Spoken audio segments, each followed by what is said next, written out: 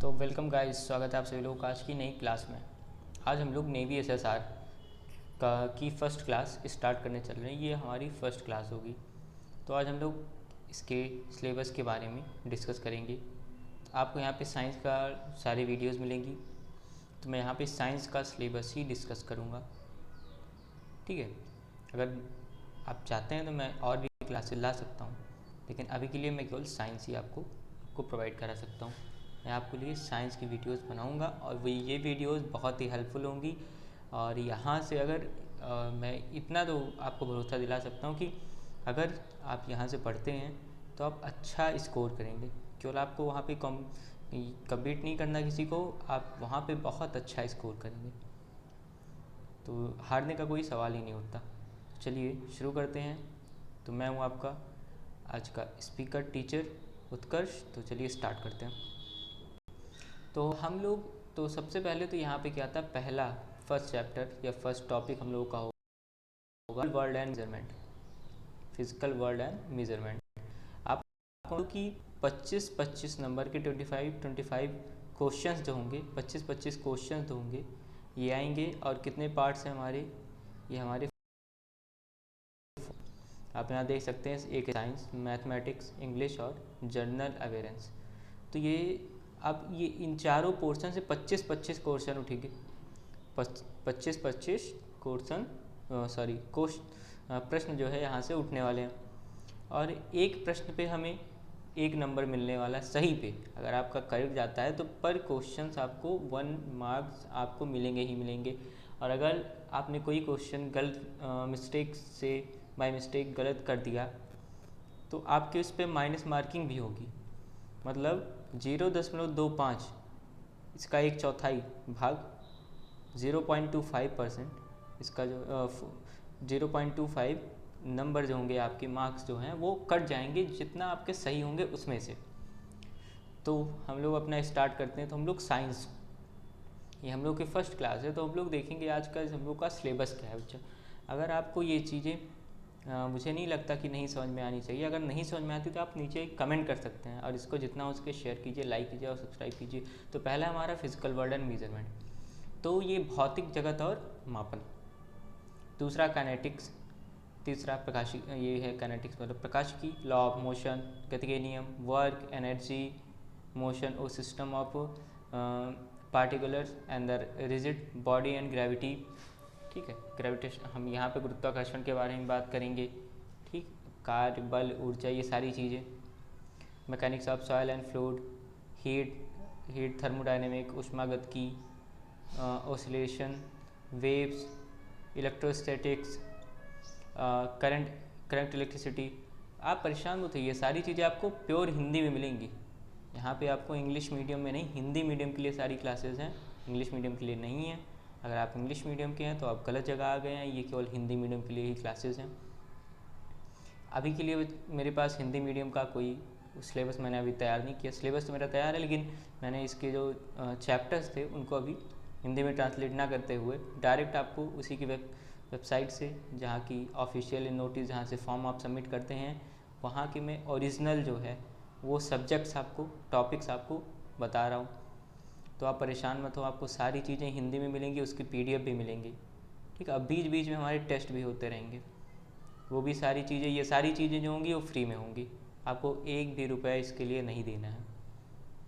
तो ये magnetic effect of the current and the magnetism, electromagnetic induction and the alternative current, ठीक है। प्रत्यावर्ती धारा वगैरह जो होगी, या और जो कहा इलेक्ट्रोमैग्नेटिक वेव, जिससे इलेक्ट्रोमैग्नेटिक वेव, ठीक है। ये सारी चीज़ें जो होंगी इसको हम लोग कवर करेंगे। Optics, dual nature of metal, द्रव की द्वैत प्रकृति, ये सारी चीज़ें, atomic, nuclear, solid and semi conductor, ठीक है।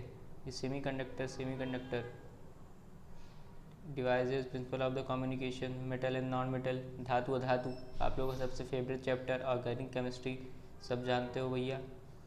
फूड, भोजन, न्यूट्रिशन एंड हेल्थ, ठीक है। Psychology, human disease, computer science.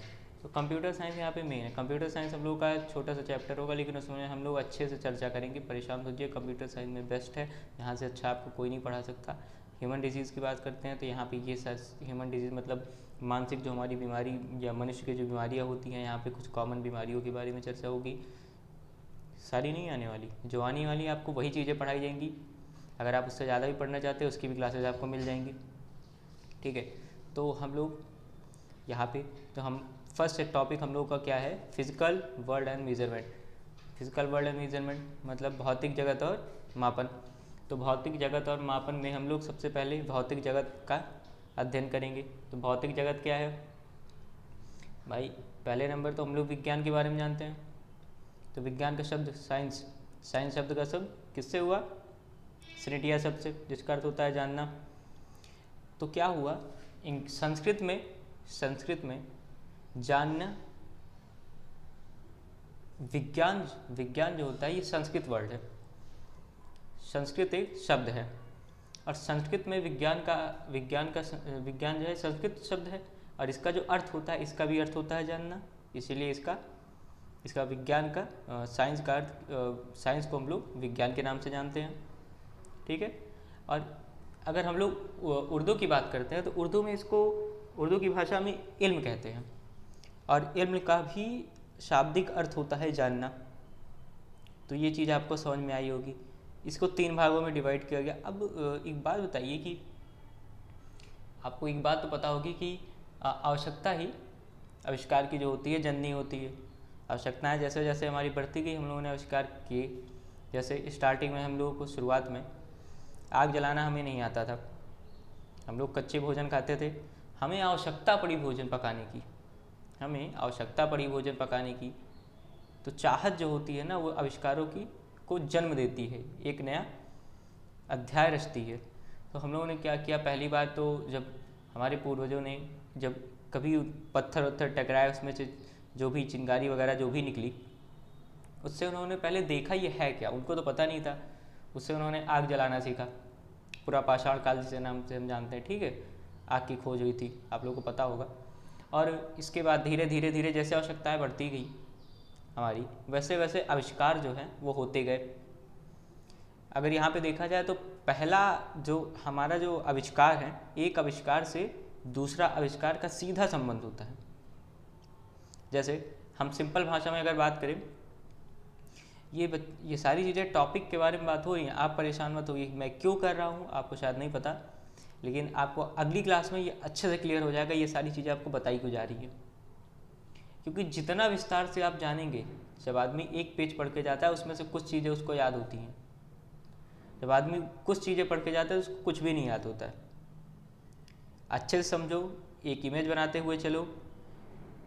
यहाँ पे 25 में से 25% मैं लाने के लिए मैं कह सकता हूँ कि 25 मार्क्स आपके टोटल आएंगे ही आएंगे साइंस में, ठीक है। तो धीरे धीरे क्या हुआ, जैसे जैसे हमारी आवश्यकताएं बढ़ती गई आविष्कार भी होते गए। हम लोगों ने क्या किया, धीरे धीरे बल्ब वगैरह की खोज हुई। जैसे हाँ, तो हम बात कर रहे थे, एक जो होता है एक आविष्कार दूसरे आविष्कार से क्या होता है, सीधा संबंध रखता है। जैसे कि अगर मेंडलीव की नहीं आवर्त सारणी में अपने दोष नहीं दिए होते तो आधुनिक आवर्त सारणी कैसे आती, उनसे पहले अगर किसी ने आवर्त सारणी नहीं बनाई होती तो उसके बाद की आवर्त सारणी कैसे आती। तो ये अब बताओ हमें आवर्त सारणी की आवश्यकता ही क्यों पड़ी, क्योंकि तत्व ज़्यादा थे, उन्हें याद करना था। याद करने के लिए हमारी आवश्यकता थी एक सारणी की, तभी उस सारणी का निर्माण हुआ। तो ये सीधा संबंध क्या होता है, आवश्यकता और पिछले आविष्कार का संबंध आगे आने वाले आविष्कारों से होता है। उसे में संशोधन करके उसको लाया जाता है। तो कभी कभी नियम बनते हैं, विज्ञान कभी कभी क्या करता है, कुछ तथ्यों को संशोधित करके उसे एक, वैसे विज्ञान की भाषा में अगर कहा जाए तो वो क्या करता है, कुछ को आगे बढ़ाता है, उसको संशोधित करता है और कुछ का जन्म देता है। मतलब जन्म करता है अगर कहा जाए कि जिसका स्टार्टिंग होती है, शुरुआत करता है, ठीक। तो हम लोग तो यहाँ पे क्या, इसको अब विज्ञान की अगर हम लोग बात करें तो इसको 3 भागों में बांट दिया गया। किस लिए बांटा गया, पढ़ने में सुगमता हो, आसानी हो। भौतिक विज्ञान, जीव विज्ञान और क्या हमारा रसायन विज्ञान। तो जब हम भौतिक विज्ञान क्या था, भौतिक विज्ञान इसके किस आधार पर बांटा गया, तो जब हम संसार के या विश्व के या अगर हम बात करें कि किसी भी वस्तु की, किसी भी पिंड के बाहरी आवरण, मतलब उसे भौतिक प्रकृति का जब हम लोग अध्ययन करते हैं तो उसकी वो क्या होता है हमारा, ये होता है भौतिक विज्ञान। उसके अंदर के बारे में हमें नहीं झुकना, हाँ उसका आकार क्या है, उसके बाहरी आवरण का आकार क्या होगा, या उसका आकार क्या होगा, उसका वजन क्या होगा, इन सारी चीज़ों में हम लोग फिजिक्स में जो है चर्चा करते हैं। जैसे जैसे आविष्कार होते गए तो क्या हुआ, धीरे धीरे आविष्कार भी होते गए, उसमें संशोधन भी होते गए। ठीक, अब यहाँ पे क्या हुआ, अब हम लोग बात करेंगे यहाँ पे। तो सबसे पहले यहाँ पे क्या हुआ, हम लोग अगर आप लोग आइंस्टीन के बारे में जानते हो, मुझे नहीं लगता आप लोग नहीं जानते होंगे, तो उन्होंने उनको पहले कौन जानता था। अगर वो सेब ना गिरा होता तो मुझे नहीं लगता आइंस्टीन को उतना ज़्यादा कोई जानता। भाई गुरुत्वाकर्षण का नियम नहीं आता, आइंस्टीन नहीं होते, ना नियम आता, ना आइंस्टीन का पता चलता, मुझे नहीं लगता। और एक मिथ है कि वो सेब जो था उनके सर पे गिरा था, तो मैं आप लोगों को बता दूं वो सेब उनके सर पे नहीं, उनके जस्ट बगल में गिरा था जहाँ पे वो बैठे हुए थे। ठीक, तो हम लोग आज केवल हम लोग का इंट्रोडक्शन वाली क्लास थी, आगे हम लोग पढ़ने के वाले हैं, इसके टॉपिक के बारे में हम लोग बात कर लेते हैं। हम लोग आगे पढ़ेंगे बल के बारे में, मतलब कितने प्रकार के बल होते हैं, भौतिक, हम लोग भौतिक जगत के बारे में पढ़ रहे हैं, एक पूरा हम लोग एक संक्षिप्त रूप में एक पूरे विज्ञान के बारे में चर्चा कर रहे हैं। तो आगे हम लोग गुरुत्वाकर्षण बल, प्रबल नाभिकीय बल, दुर्बल नाभिकीय बल, ठीक है। अब नाभिकीय बल, गुरुत्वाकर्षण बल, ये सारी चीज़ें, गुरुत्वाकर्षण बल क्या हो गया थोड़ा थोड़ा मैं बता देता हूँ आप लोगों को। तो किसी भी, जैसे देखिए अगर हम लोग बात करते हैं विद्युत चुंबकीय क्षेत्र या चुंबकीय क्षेत्र या गुरुत्वाकर्षण बल, दोनों अलग अलग चीज़ें हैं। जैसे मान लीजिए कोई बॉल है, कोई बॉल है, उसको हम लोग ऊपर उछालते हैं तो वो नीचे आती है, ठीक है। तो ये जैसे हमारा अगर हमारा सौर परिवार देखा जाए तो सूर्य क्या है, सूर्य बीच में एक स्थिर है, एक नाभिक की तरह, और उसके चारों तरफ परमाणुओं जैसे इलेक्ट्रॉन चक्कर लगाते रहते हैं, वैसे हमारे जो ग्रह हैं, अन्य जो ग्रह हैं, उपग्रह हैं, वो सारे ऐसे क्या करते हैं, चक्कर लगाते रहते हैं। ठीक, तो ये किस कारण होता है, सबके अपने अपने एक आकर्षण शक्ति है जिसके कारण वो रुके हुए होती है, तो वही होता है गुरुत्वाकर्षण। जैसे हमारी पृथ्वी है, हम इस पर खड़े हुए हैं, ठीक, अब इसका कुछ ना कुछ कोई ना कोई शक्ति है जो हमें खींच रही है। हम लोग ऊपर उछलते हैं तो हम लोग को नीचे जैसे लगता नहीं कोई नीचे खींच रहा है, हम लोग नीचे चले आते हैं, ऐसा क्यों होता है। तो जो शक्ति हम लोगों को स्थिर बनाए रखती, खींचे रखती है, वही है हमारी गुरुत्वाकर्षण बल, ठीक है। अगर इसी जगह हम लोग बात करते हैं कि चुंबकीय क्षेत्र, विद्युत चुंबकीय क्षेत्र, ठीक, तो ये क्या होता है, ये गुरुत्वाकर्षण बल से विद्युत चुंबकीय बल जो होता है ये 100 गुना अधिक होता है। कितना, 100 गुना अधिक होता है।